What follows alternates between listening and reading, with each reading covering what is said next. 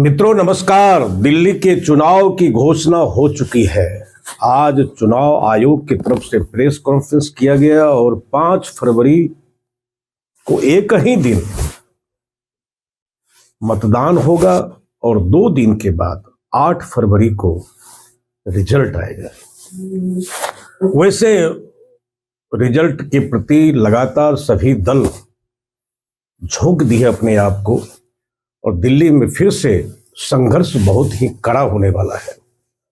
मोदी जी कूदे हैं तो कुछ न कुछ मामला तो है और हरियाणा, महाराष्ट्र और अन्य प्रांतों में जो जीत दर्ज की भारतीय जनता पार्टी ने और लोकसभा चुनाव के बाद लोकसभा चुनाव में जो झटका लगा, उस झटके से उबरने की कहानी हरियाणा ने लिखी, बाद में महाराष्ट्र में लिखी गई और कई प्रांतों में भारतीय जनता पार्टी ने जीत दर्ज की। जो निराशा से घिर गई थी उसको तोड़ने का प्रयास की थी, लेकिन दिल्ली जो है लगातार 370 की बात करती रही, लेकिन 70 में 3 भी आना मुश्किल लगा क्योंकि अरविंद केजरीवाल का समीकरण बहुत ही बुलंद रहा और लगातार इतने बार मुख्यमंत्री यहां रहे। लेकिन पिछले साल भर के बाद 2 साल से यह टर्म जो अरविंद केजरीवाल का गुजरा, लगातार संघर्षों, लगातार परेशानी के बीच गुजरा और आपके लगभग पूरी सरकार ही जेल में रही। मनीष सिसोदिया, अरविंद केजरीवाल, सत्येंद्र जैन, संजय सिंह, लगभग जो टॉप मोस्ट लीडर्स थे सब जेल गुजार करके आए हैं। इस बार की जो आपकी परिस्थिति है वह पिछली वाली परिस्थिति नहीं है और आप कलंक डिफेंसिव मोड में है, कलंक आप पर लगा है, कलंक धोने की तैयारी आप पार्टी करती रही है और अरविंद केजरीवाल जेल से आए हैं, लेकिन निश्चित रूप से जो उसकी सहानुभूति होनी चाहिए। भारतीय जनता पार्टी ने कथित तौर पर जो अरविंद केजरीवाल के साथ कथित अत्याचार किया, आपको यह भरोसा है कि दिल्ली की जनता जो है अपनी सहानुभूति दिखाएगी और दोबारा अरविंद केजरीवाल को सत्ता में दिल्ली वापस लाएगी। यह सब एक कवायद है, लेकिन भारतीय जनता पार्टी को जीत का जो है ना स्वाद मिल गया है और कहते हैं कि शेर जब एक बार उसको खून का स्वाद लग जाए तो फिर वो दिक्कत कर देता है। भारतीय जनता पार्टी लगातार जीत दर्ज करती रही और उस अभियान पर आगे बढ़ना चाहती है और दिल्ली को खोना नहीं चाहती है। और आपके आ जाने से और किसी का दिल धड़के या नहीं धड़के, लेकिन भारतीय जनता पार्टी का तो दिल धड़कता रहता है क्योंकि अरविंद केजरीवाल लगातार नाक में दम करके रखते हो। दिल्ली में जहां प्रधानमंत्री, गृह मंत्री सब कुछ रहते हैं, पूरे देश का दिल दिल्ली है, यहाँ और कोई शासन की इकाई काम करे ये ठीक नहीं है। तो उम्मीद यह है कि इस बार भारतीय जनता पार्टी अरविंद केजरीवाल को निपटाने में लगी हुई है। हर हालत पर इसको निपटाया जाएगा और चुनाव की घोषणा तो आज हुई है, चुनाव इलेक्शन कमीशन ने किया है, लेकिन तैयारी तो भारतीय जनता पार्टी 2 साल पहले से ही करती आ रही है कि किसी तरह से आम आदमी पार्टी को निपटा दिया जाए। अब चुनाव की घोषणा हो गई है। बिहार में पीके है और यहाँ एके है, मतलब पीके प्रशांत किशोर और यहाँ एके मतलब अरविंद केजरीवाल। अब एके जो है, AK-47 कितना चला पाएगा, अपने मुद्दों को कितना रेखांकित कर पाएगा, कितना फायरिंग कर पाएंगे, यह तो बाद की बात है। लेकिन बात इस चुनाव में बहुत हुई है। प्रधानमंत्री ने भाषण का आगाज किया, वैसे बोलते तो बढ़िया है ही प्रधानमंत्री जी, लेकिन जब हर भाषण में एक नई शब्दावली, नया जुमला, नए नए तकनीकी शब्द बोलते हैं। उन्होंने आपदा की बात की है और शीश महल की बात की है।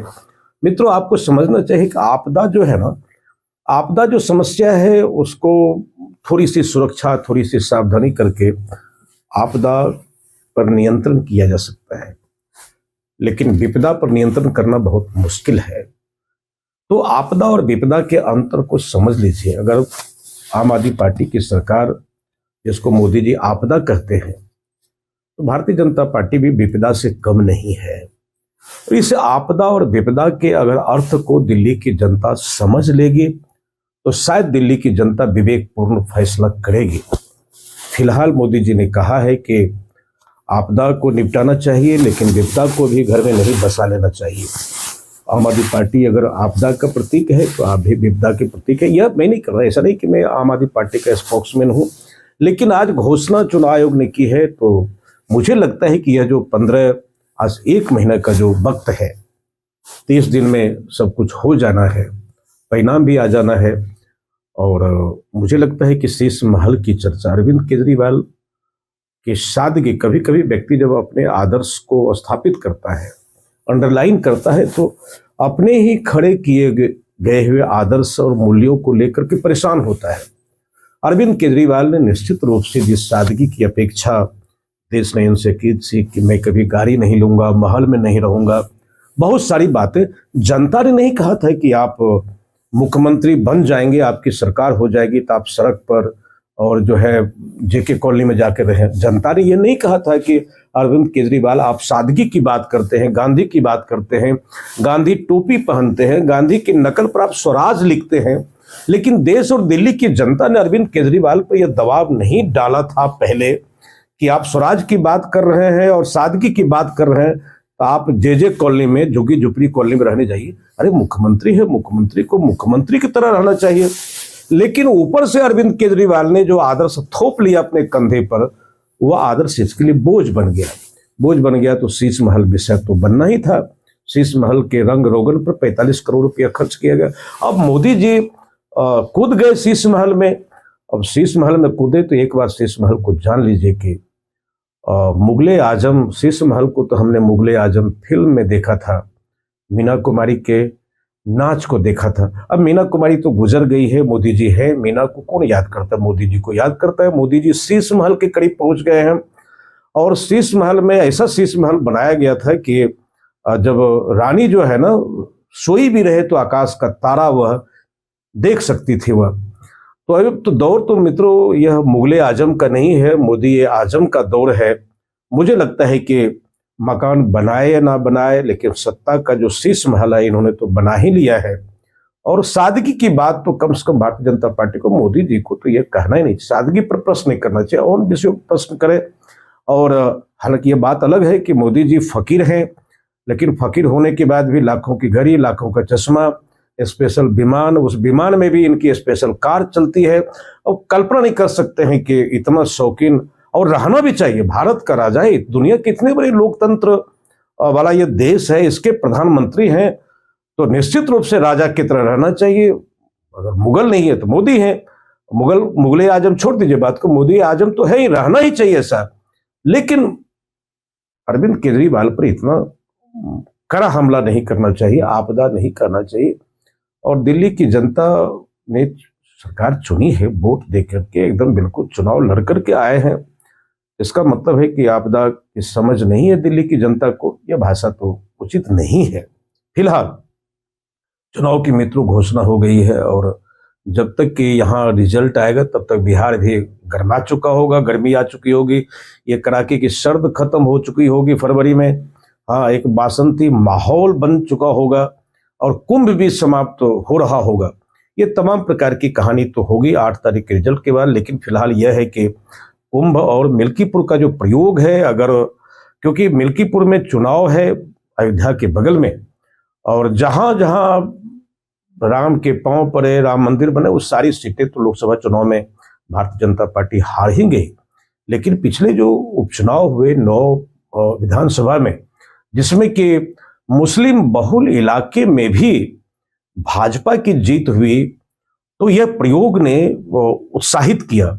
और उत्साह का माहौल ऐसा रहा कि चंबल उंबल हुआ, लेकिन भागवत ने बयान दिया कि निश्चित रूप से बढ़ो आगे यार, क्या एकदम जो है, राम हमारे लिए बहुत महत्वपूर्ण थे, हैं। अब राम मंदिर मिल गया और जगह जगह मत खुदाई करो, और जहां जहां खुदा होगा वहां वहां भगवान निकल आएगा। छोड़ो इस खुदा को, आगे बढ़ो। भागवत के बयान के बाद देश में मुस्लिम मंचों ने काफी सम्मान दिया उस बयान का, और सराहा भी कि भागवत ने जो बयान दिया है निश्चित रूप से यह अमन चैन के लिए जरूरी है। अब भागवत आगे बढ़े और मोदी पीछे रह जाए। उन्होंने बयान दिया, ये चादर लेके कूद गए, दरगाह पहुंच गए। तो क्योंकि गुजराती लॉबी और नागपुर लॉबी के बीच का जो संघर्ष है आप जानते होंगे। अब अरे भाई, सत्ता यहाँ जो है अरविंद केजरीवाल के है, लेकिन चिट्ठी लिखेंगे मोहन भागवत को, और यह संदेश देने के लिए कि मोहन भागवत के आदेश पर ही मोदी की सरकार, ये भारतीय जनता पार्टी की सरकार चल रही है। लेकिन जैसे ही भागवत ने बयान दिया है कि आगे बढ़ो और मस्जिद खोदना बंद करो, तो ये चले गए दरगाह पर, चादर चढ़ा के भी रिजिजू आ गए हैं। ये जो पूरी कहानी है दिल्ली के चुनाव को लेकर के अब और नए प्रकार के समीकरण बन रहा है। और इस बीच में आपको पता है कि बिहार अभी शांत नहीं हुआ है और नीतीश कुमार तो अब जानते हैं कि क्या कुछ हो सकता है। हो सकता है दिल्ली चुनाव के पहले दिल्ली का रिजल्ट आवे, कहीं देश का रिजल्ट नहीं आ जाए, यह भी कहा जा सकता है। और कुछ भी राजनीति में तो असंभावनाओं का खेल है। जब तक कि अरविंद केजरीवाल हारेंगे या जीतेंगे, दिल्ली में नई सरकार बनेगी या पुरानी सरकार रिपीट होगी, इस परिणाम के आने के पूर्व कहीं बिहार में जो कुछ चल रहा है वह देश की सरकार को प्रभावित नहीं कर दे। खरमास भी 14 तारीख को बीत जाएगा। खरमास के बाद बहुत कुछ हो सकता है। अगर पलटी लग गई, नायडू का मन बदल गया, तो निश्चित रूप से यह सरकार जा भी सकती है। नई सरकार के बनने तक नई सरकार बनेगी, क्या होगा? कुल मिलाकर यह मित्रों की 1 महीने का जो भारतीय राजनीति का जो मामला है, ये बहुत ही पेचीदगी से भरा है।